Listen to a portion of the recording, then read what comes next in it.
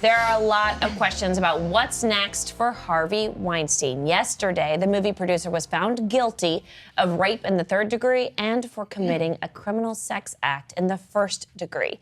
But he was acquitted of 2 counts of predatory sexual assault and a count of 1st degree rape. The Time's Up organization calls the jury decision a new era of justice. Joining us to break down what's next is criminal defense attorney Sara Azari, who's going to get into what all of this means. Thank you so much for being here. Thank you, guys. What kind of sentence is he looking at? So on the 1st degree criminal sex act with Mimi Haley, he's looking at 5 to 25 years. Those are the minimums and maximums. And on the 3rd degree rape with respect to Jessica Mann, he's facing probation up to 4 years. Now, the interesting thing is this judge does not like Harvey. We know this from all the rulings in this case, and I don't believe that his sentence will run concurrently on these 2 charges. Oh, that was my So question. they're going to get stacked. That's the likelihood. So it's like he's going to have to finish the term on one charge and then begin the term on the other charge. Okay. So he actually also is having chest pains. If you saw in the footage, he's got his walker, he's got everything. Do you think that will affect his sentencing and the time he gets behind bars? No, I mean, so many inmates have health problems. They're older, much more serious problems than Harvey's claiming he has. So there's some modicum of medical services that are provided in jail to the extent that they can address it, they will. Then there's hospitals they can take him to if they need to. But that's definitely not going to get him any kind of special treatment. What do you think he'll get for both crimes? Like how many years? I definitely think he's looking at double digits on the 5 to 25 year offense, the 1st degree oral copulation, and then tack on the time on the other charge. And then remember that he also has a case in LA where if he gets convicted, he's facing up to 28 years here. So that will then be, I mean, the man is 67. It's going to be the rest of his life.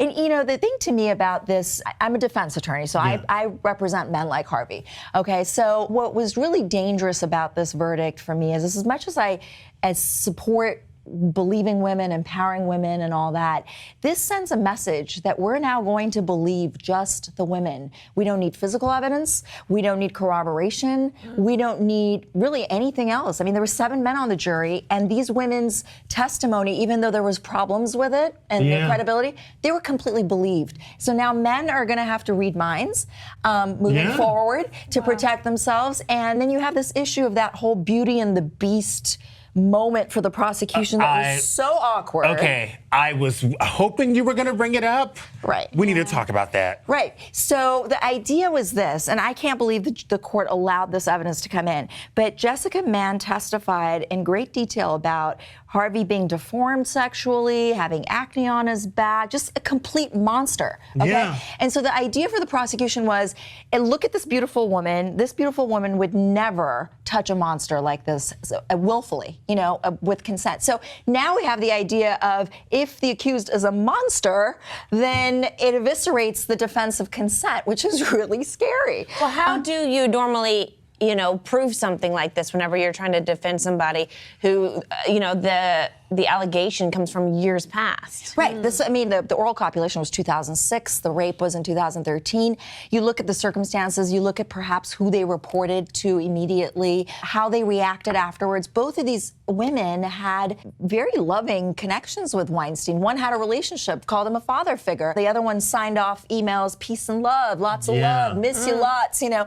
And so apparently, the jury looked at just those instances and whether it was consensual or not. And to me, it sets a very interesting precedent in terms of what evidence was allowed, in terms of what the times that we're in right now, and how easy it is to accuse someone from, like you said, years ago. You also brought up the predatory sexual assault. Those are the serious crimes that he was found not guilty of. It's unclear whether the jury was confused because they kept coming back and asking about that at the beginning. Because I've never heard of that. Right, and it requires a pattern of sexual conduct, a pattern of sexual assault, actually. It was turning on the testimony of Annabella Shura, and so it's unclear whether the jury was just confused on that or if they didn't believe that Anna Shura was raped in the early 90s.